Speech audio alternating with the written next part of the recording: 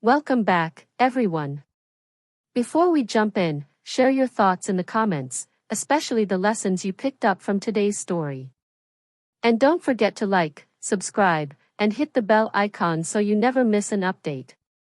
Let's get into it. It was a damp Thursday evening in Atlanta, rain streaking the pavement as Solomon Green stood quietly outside Amamira's place, the restaurant he'd poured his soul into building. Just past 9 p.m., the city shimmered under streetlights reflecting off slick sidewalks. Solomon wore a modest gray suit, his tie loosened from hours of hosting a private dinner. Behind the tall glass windows, warmth and laughter poured out. He spotted his wife, Nain, inside, surrounded by her friends at a table near the entrance. They were all grace and glamour, clinking wine glasses, fingers flashing manicured nails as they texted effortlessly. Solomon caught a glimpse of himself in the glass. 37, broad shoulders, exhaustion written beneath his eyes.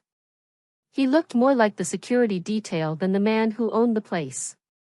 As he moved to step inside, one of Nain's friends intercepted him at the door, her smirk unreadable.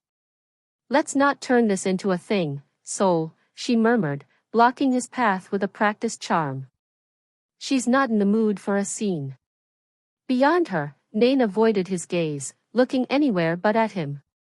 A faint look of relief washed over her face, as if she'd been bracing for this moment. Solomon's throat tightened as the rain picked up, the cold drops hitting his scalp like pinpricks.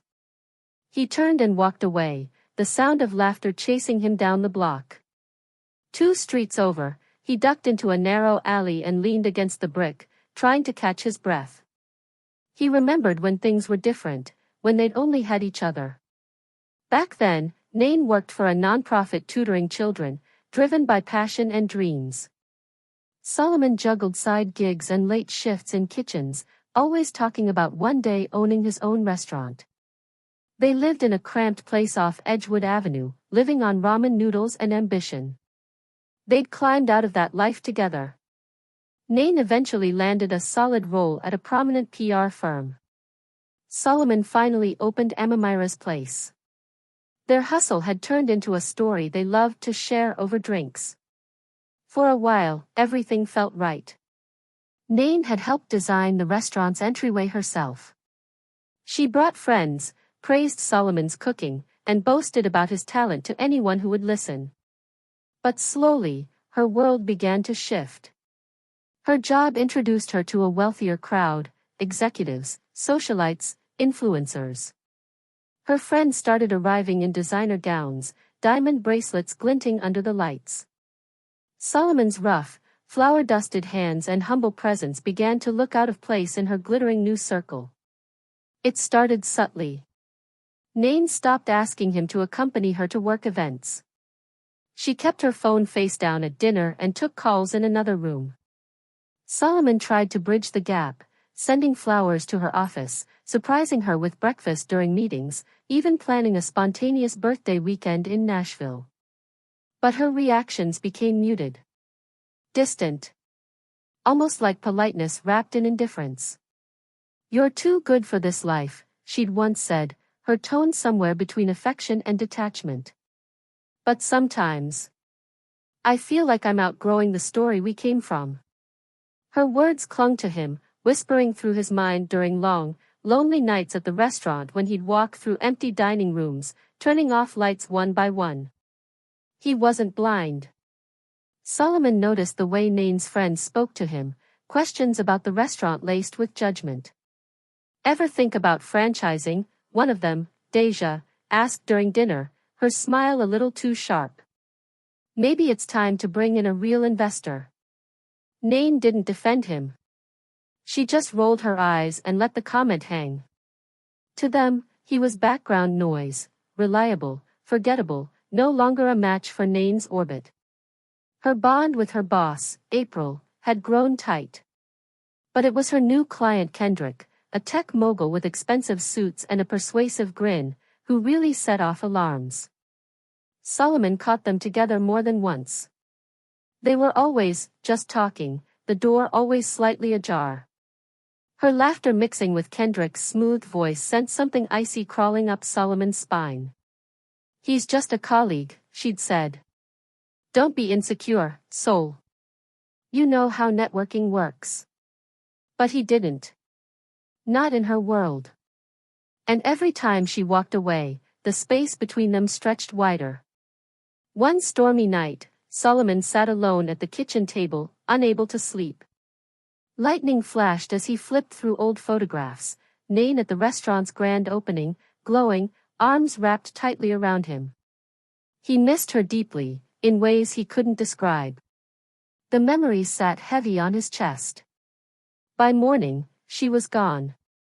A text sat on his phone. "Client breakfast. Don't wait up." He made himself coffee and drove to the restaurant. Behind the prep kitchen, a quiet buzz stirred among the staff. Whispered conversations, nervous glances. "Boss, Jasmine," his sous chef, said, holding out her phone. "You might want to see this." He took it. On the screen was a photo posted to social media, Nain and Kendrick at a rooftop bar, her hand resting casually on his knee.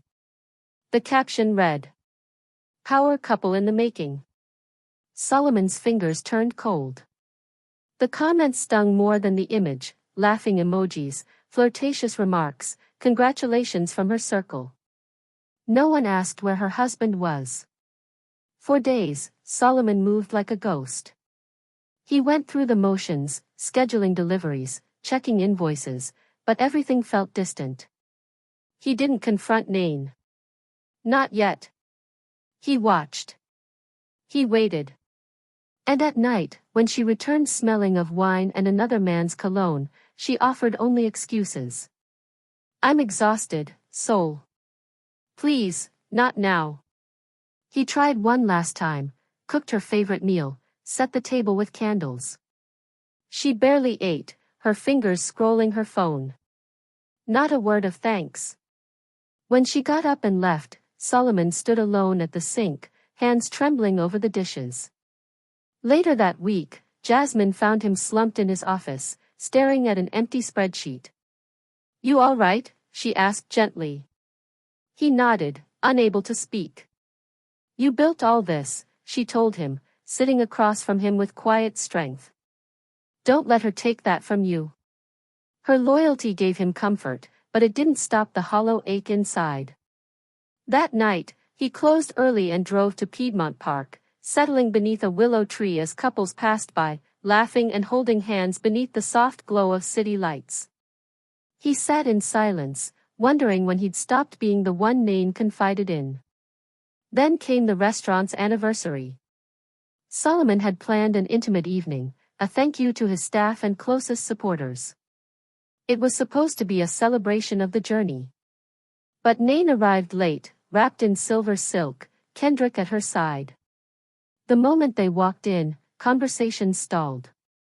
Solomon's chest tightened, but he kept a calm face. Nain offered him a quick kiss on the cheek, mechanical, cold, and introduced Kendrick as a friend and potential supporter. Everyone in the room felt the shift. The air was thick with unsaid things. When Jasmine raised a glass to toast Solomon's dedication, Nain clapped half-heartedly, her eyes locked on Kendrick, who checked his watch and leaned toward her to whisper something. After the crowd thinned, Solomon stepped up to her. "Can we talk?" he asked, voice low and shaking. Nain sighed, flicking a glance toward Kendrick, who stood waiting by the door. "Not now, Sol. This isn't the place." "Why?" "Because you're worried how it'll look." She stiffened. "You're making a scene." "No," he said, barely containing the pain in his voice. "You made the scene the moment you brought him here." Her eyes hardened. "You still don't get it, do you? My world, it's bigger than your little restaurant." Solomon stared at her, her words slicing deep. Kendrick placed a hand on her back as if claiming what was never his. "We're heading out," Nain said plainly as she walked off with Kendrick beside her. In the weeks that followed, she quietly packed up her things and moved out. No dramatic exits, just silent boxes and a growing emptiness. She took the framed prints off the walls, the expensive dinnerware, even the small plant they once named together like a joke. Solomon didn't protest. He didn't beg her to stay. He simply watched, standing still as she loaded years of their shared life into Kendrick's sleek silver BMW and disappeared down the street. The staff at Amamira's tried to comfort him, offering words, support, warm meals, but none of it quieted the echo in his now empty home. At work, he channeled all his energy into the restaurant. New menu ideas, remodels, community dinners, he pushed himself harder than ever. But nothing truly filled the hollow space Nain had left behind. Soon, gossip filled the city. Nain was now a fixture beside Kendrick at every high-end event. Her name, once linked to Solomon in neighborhood write-ups, now shimmered next to Kendrick's in glossy magazine features and influencer posts. Power couple, they called them. Solomon withdrew. He skipped gatherings, turned down invites from old mutual friends, and focused solely on Amamira's place. It became his entire world. One evening, long after closing, he was wiping down the kitchen counters when Jasmine appeared at the door. Her tone was calm, but her gaze was firm. "Don't let her write your ending," she said. "You're still standing. And we're standing with you." He gave a small nod, but the words barely touched the grief sitting heavy on his chest. The city had moved on, yet he remained stuck, haunted by a love that used to be his whole world. Then came a quiet Sunday.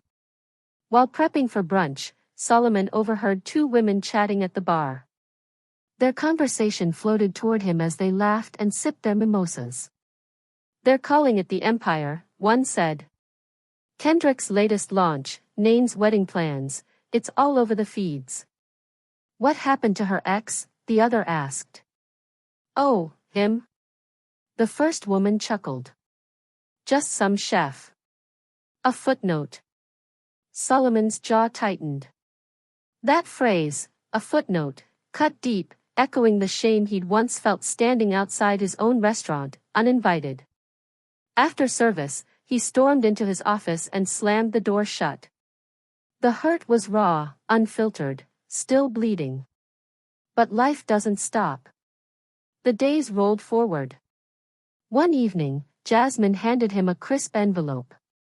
"This came for you," she said, watching his reaction carefully.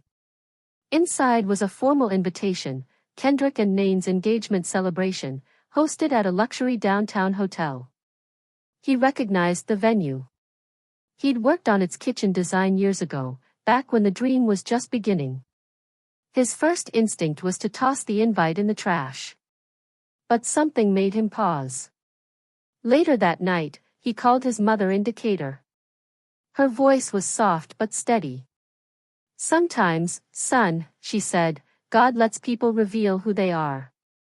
Your job is just to see it when it happens." Those words stayed with him. On the evening of the event, Solomon dressed with care. A tailored black suit, polished shoes, silver cufflinks that caught the light just right. He walked through the hotel lobby with his chin high, nodding to security as if he belonged, because he did.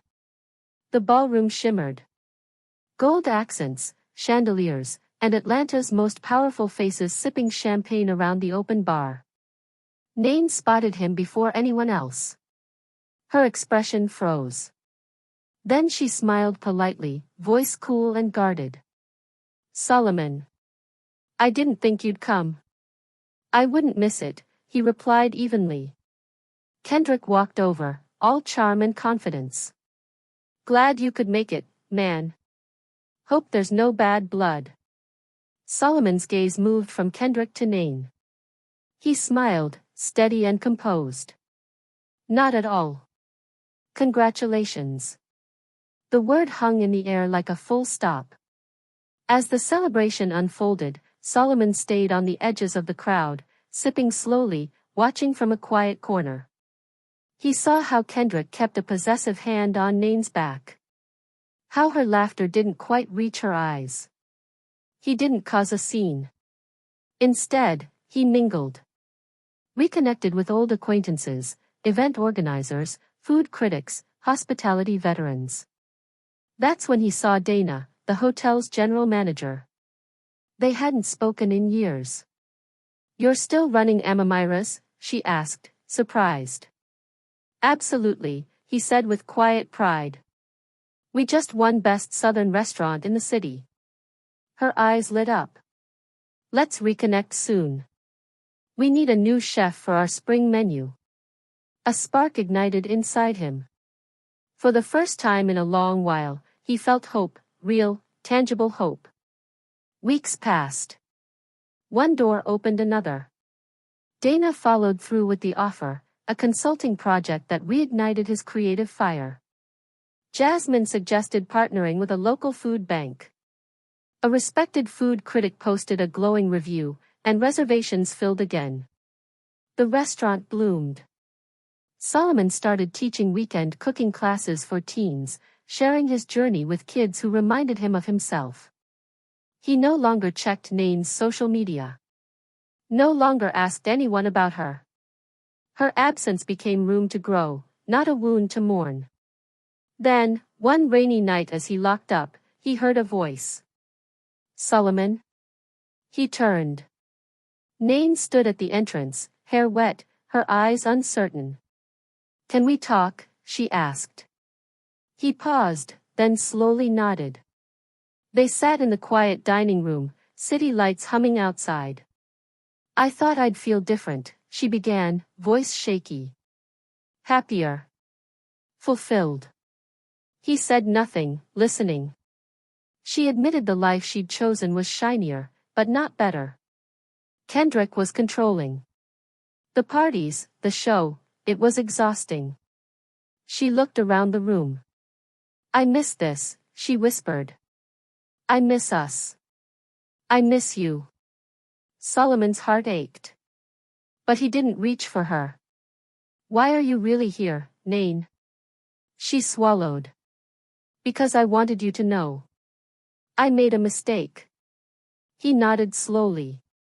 "We both did," he said gently. "But I'm not the man I used to be. I can't go back." Tears slid down her cheeks. "I thought I was elevating. All I did was lose myself." She stood, wiping her face. "Thanks for listening." Solomon watched her leave, her silhouette swallowed by rain and streetlights. Weeks later, everything began to fall apart for her. The engagement collapsed under the weight of Kendrick's infidelity and financial scandals. Clients pulled out. Her reputation, once gleaming, now whispered about in boardrooms and inboxes. One morning, she returned to Amamira's place, resume in hand, eyes lowered. "I'm not asking for favors," she said. "I just need a fresh start. I'll do anything, dishwasher, errands, whatever." From behind the counter, Solomon listened. Jasmine stood nearby, silent. He took a breath, then shook his head gently. "This place runs on heart," he said. "You taught me that once. You'll find your way, Nain. But not here." She nodded, holding her head high even as her eyes shimmered. Life carried on. Amamira's place became a cornerstone of the community. More awards. A second location launched with Dana's help. Jasmine became an equal partner. Solomon was invited to speak at youth events, inspire new chefs, and, slowly, he opened his heart again to love. Every night, walking the quiet halls of his restaurant, he felt something different, peace. The kind that comes not just from survival, but from purpose. Nain eventually settled into a modest apartment across town. She began volunteering again, working with kids, rediscovering who she used to be. On occasion, their paths would cross, a glance, a nod, a soft smile, but never anything more. Years passed. One spring evening, she found him at a fundraiser. They spoke briefly. "Thank you," she said, sincerely. For showing me what real love looks like, even if I didn't recognize it back then. He smiled warmly. No bitterness left. We all lose our way sometimes, he said. What matters is what we find on the other side. They parted as different people. Stronger. Wiser. And one rainy afternoon, as Solomon sat alone in his now thriving restaurant, he watched sunlight crack through the clouds. He remembered the nights of heartbreak. The betrayals. The silence. But he also remembered the laughter, the dreams, the moments of strength that pulled him back to life. Behind him, Amamira's place buzzed with warmth, dishes clattering, staff laughing, guests calling his name. He closed his eyes, inhaled the scent of fresh herbs and baked bread, and let the peace settle deep in his soul. He had never been a side note. He was the story.